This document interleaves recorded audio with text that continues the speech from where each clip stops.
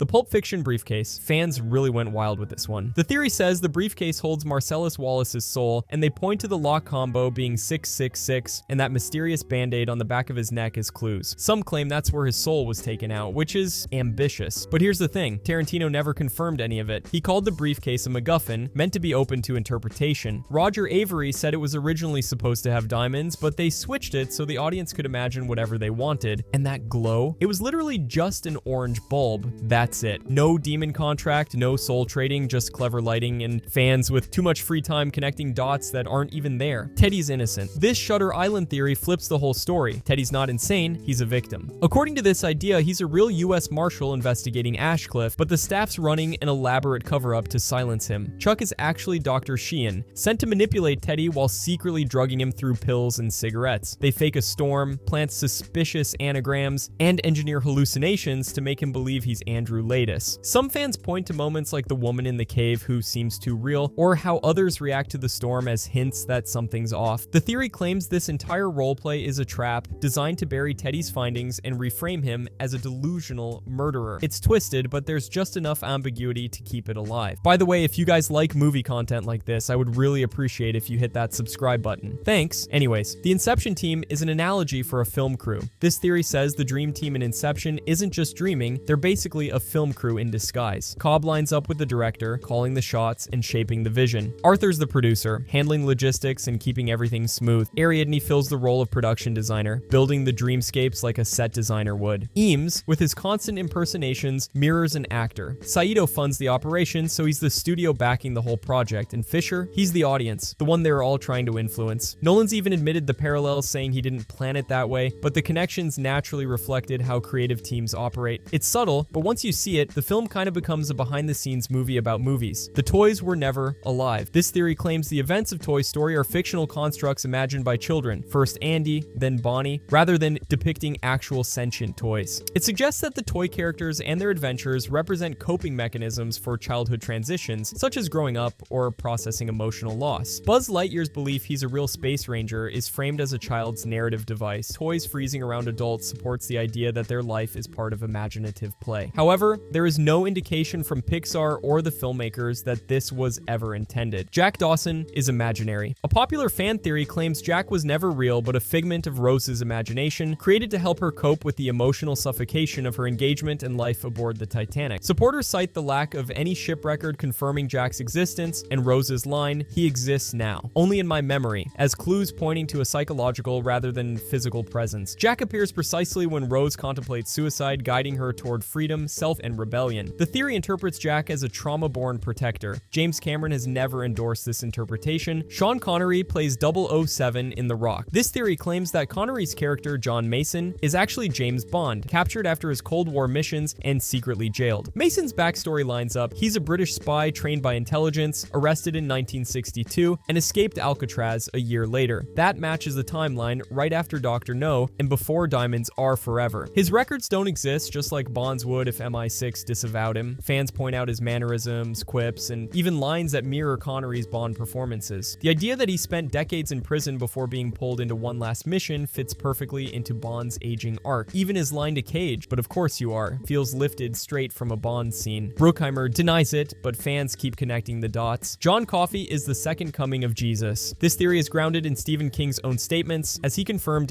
on writing that John Coffey's initials, JC, were a direct reference to Jesus Christ, calling him a most famous innocent man. Coffey's miraculous powers to heal disease, absorb pain, and resurrect the dead reinforce his role as a messianic figure. His unknown origins, profound empathy, and willingness to be executed despite his innocence mirror biblical elements of Christ's sacrifice. Commentators point to the electric chair as a modern crucifixion and note Coffey's visual association with light during healing moments. His forgiveness, sorrow, and burden-bearing reflect gospel themes, making the parallel explicit. Hannibal Lecter created Buffalo Bill. This theory suggests Hannibal Lecter deliberately pushed James Gumb toward becoming Buffalo Bill as part of a calculated plan to make himself essential to the FBI. Lecter, known for his manipulative genius, is believed to have subtly encouraged Gumb's violent tendencies during therapy, not to cure him, but to create a future bargaining chip. Supporters argue that Buffalo Bill's emergence gave Lecter the opportunity to trade insights for improved confinement conditions. However, no official text or creator commentary confirms this interpretation. Being John Malkovich is a prequel to Get Out. This theory connects Catherine Keener's roles in both films, claiming Maxine Lund from Being John Malkovich eventually becomes Missy Armitage in Get Out. In Malkovich, Maxine manipulates a portal to control another person's consciousness, which mirrors Missy's later use of hypnosis and brain transplantation to trap minds inside others. Fans note both characters orchestrate body takeovers with chilling calm. Thematic overlap between the films, identity control, and loss of agency makes the link compelling. Jordan Peele even supported the theory in an interview, saying he joked about it with Spike Jonze and considers it canon in his head. Aliens are actually demons. A well-known theory suggests the invaders and signs are not aliens at all, but demons disguised as extraterrestrials. Supporters point to their weakness to water, which holds strong religious symbolism, especially in Christian traditions, where it's used for purification and protection. The film follows Father Graham Hess, who's wrestling with the loss of his faith. His family's encounter with these beings reignites his spiritual purpose. Director M. Night Shyamalan backed this idea directly, describing the story as a battle between heaven and hell, with the aliens meant to represent demonic forces. Fans on Reddit have highlighted this, emphasizing clues like the invaders' avoidance of holy water and the spiritual undertones threaded throughout the plot. It's less a sci-fi flick and more a parable. Truman's revelation was an inside job. This theory suggests Truman's escape wasn't accidental, but engineered by the producers as part of the show's evolving narrative. Key moments in the film: the stage light falling, the radio glitch using Truman's real name, and the sudden appearance of behind-the-scenes elements were not mistakes, calculated triggers designed to raise Truman's suspicions. Some versions propose a faction within the crew deliberately loosened equipment or fed subtle clues to Truman, helping him question his world. Others believe the producers allowed these clues once Truman's behavior grew unpredictable, guiding him toward a controlled exit. One theory even claims they plan to move him into another fabricated reality. Despite its intrigue, this theory is unsupported by the filmmakers and remains purely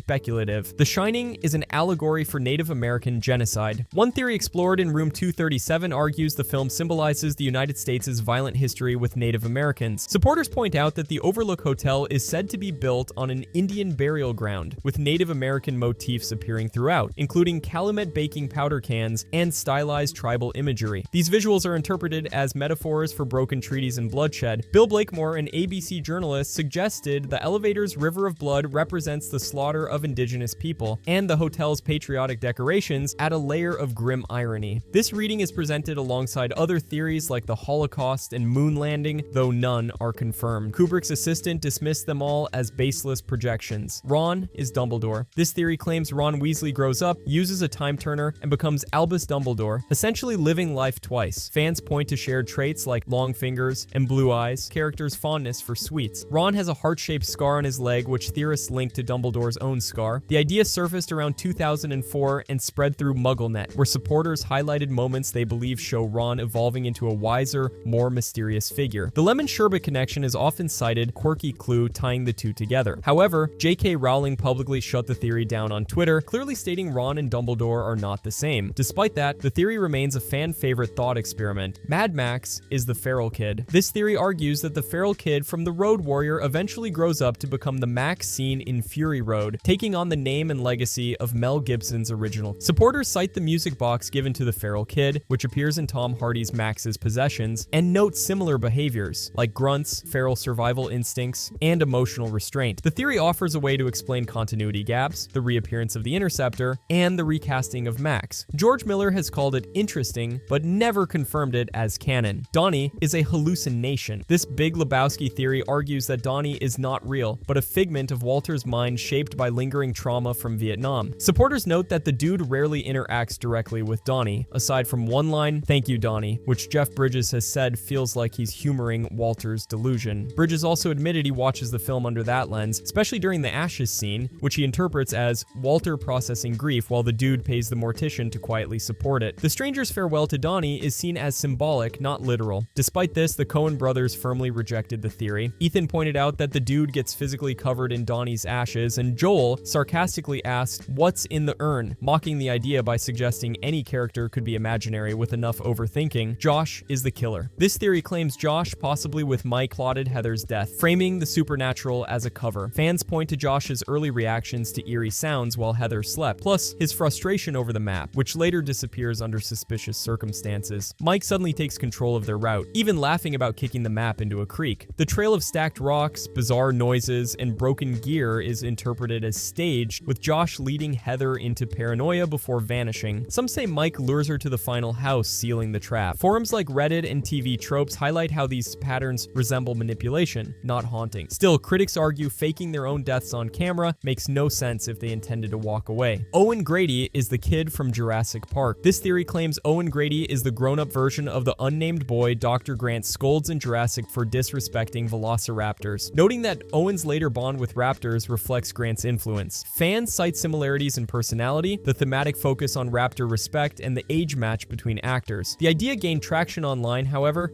Chris Pratt publicly denied the theory, and the original child act confirmed he is not Owen. Additionally, Jurassic World Dominion includes scenes with Grant and Owen that rule out any shared history, definitively separating the characters in the franchise's canon. Marty fixing the timeline changed Jennifer. A well-known fan theory claims Jennifer's changed appearance in Back to the Future Part 2, Claudia Wells to Elizabeth Shue, is the result of Marty's time travel interference, not just a casting switch. According to this view, Marty's actions in the past altered small details in the timeline, including aspects of Jennifer's upbringing or circumstances, leading to a different physical appearance in the revised 1985. Although no characters acknowledge the change, fans accept it as a logical side effect of temporal disruption. Behind the scenes, the recasting happened. Claudia Wells stepped away due to her mother's illness. Elizabeth Shue took over after Melora Hardin was passed on for being too tall next to Michael J. Fox. Willow and Star Wars share a universe. A long-running theory claims Willow takes place in the Star Wars universe, possibly on a sister planet to Tatooine. This idea started with an April Fool's post on StarWars.com listing the Willow novels as canonically set on the planet Anduin, a joke that Lucas Licensing reportedly once considered making official. Fans highlight thematic overlaps such as Elora Danan species being called Daikini, which mirrors Skywalker in translation, and how Willow's magic resembles Force-like energy. Some compare Willow's sorcerers to Star Wars Night Sisters, and Lucasfilm reused sound effects across both properties. Dave Filoni has acknowledged stylistic links in interviews related to the Clone Wars. Still, there's no official canon connecting the two worlds. Indiana Jones went insane. This theory claims that after surviving the nuclear blast in a lead-lined fridge during Kingdom of the Crystal Skull, Indiana Jones suffers from radiation poisoning that causes hallucinations and mental decline throughout the rest of the film, such as the final scene that reveals that aliens are now canon in the Indiana Jones universe. Supporters argue that the implausibility of surviving such an explosion points to the fridge scene marking a break from reality, explaining the film's surreal tone, exaggerated action, and sci-fi elements as symptoms of psychological deterioration. Kingdom of the Crystal Skull is definitely a departure from previous franchise entries' serious tone. However, no official source, director, writers, or Lucasfilm has endorsed this reading. The Matrix is a sequel to Terminator. This theory suggests that the Terminator sets the stage for the Matrix, with Skynet's rise eventually leading to the machine-dominated future shown in the Matrix films. Supporters connect the dots through the Animatrix's second renaissance, which shows how humans lost control to AI and were imprisoned in a simulated world, mirroring the direction Skynet's war might evolve into. The theory gained attention partly due to Sophia Stewart, who claimed both franchises borrowed from her work. However, her lawsuit was dismissed for lack of evidence. No creators from either franchise have confirmed a connection, and both remain canonically separate despite similar dystopian themes. The theory endures through fan analysis only. Clear and Present Danger, Star Wars, and Indiana Jones all share a universe. This theory proposes that CIA operatives from Clear and Present Danger, played by Harrison Ford and James Earl Jones, are involved in a secret operation involving time travel to assassinate Hitler, linking their characters to Indiana Jones and Star Wars. The connection is rooted in Easter eggs and casting overlaps, with fans noting that Indiana Jones may have inadvertently preserved history by keeping the Ark of the Covenant from the Nazis, prolonging the war and necessitating future intervention. Star Wars and Indiana Jones cross-references like R2-D2 and C3PO carved into temple walls fuel the idea of a shared continuity. These details, however, playful nods rather than narrative links. Canonically, Clear and Present Danger remains a grounded political thriller, and no official material supports a time-traveling CIA or a universe-merging Lucasfilm properties. Jim McAllister is an adult Ferris Bueller. This theory suggests that Matthew Broderick's character in Election is actually Ferris Bueller grown up, now a burned-out high school teacher facing the kind of student he once was. Fans note note the ironic thing of Broderick, whose Jim McAllister now plays the authority figure he used to mock. The tense dynamic between McAllister and Tracy Flick mirrors Ferris's antagonism with Principal Rooney, only now, Ferris is in Rooney's shoes. Critics have pointed out the reversal as a clever echo, with Collider and other outlets referencing it as a subversive twist on Broderick's earlier role. However, no creators have confirmed any direct connection between the two characters. Mary Poppins is a god. In The League of Extraordinary Gentlemen Century, Mary Poppins is revealed as a divine entity who halts the apocalypse by confronting and destroying the Antichrist, portrayed as a stand-in for Harry Potter. She transforms him into chalk and summons rain to wash him away, symbolically purifying the world. Her actions display omnipotence, and she speaks with absolute authority over time, space, and reality itself. The comic frames her as the feminine face of God, echoing mythological archetypes and spiritual motifs. Unlike the whimsical nanny of earlier portrayals, this version embodies cosmic balance and divine judgment operating beyond mortal limits. The story presents her not metaphorically, but as an actual godlike force. Empire is a sequel to Hustle and Flow. Now, I know this is television, but the stars align too perfectly for this one. The theory says that Empire continues the story of Hustle and Flow, DJ and Shug, played by Terrence Howard and Taraji P. Henson, becoming Lucy's and Cookie Lion after reinventing themselves post-prison. Fans note that both characters share similar criminal pasts, ambitions in the music industry, and intense personal dynamics. The theory proposes that DJ and Shug move to New York, adopt new names, and build Empire Records from the ground up. The consistent casting strengthens the connection, as does the evolution from street-level hustling to corporate power. Though never confirmed by the creators, the narrative similarities keep the theory alive among fans. I hope you enjoyed this video. I post movie content like this a lot here. I would greatly appreciate it if you could subscribe. Thanks for watching, and see you next time.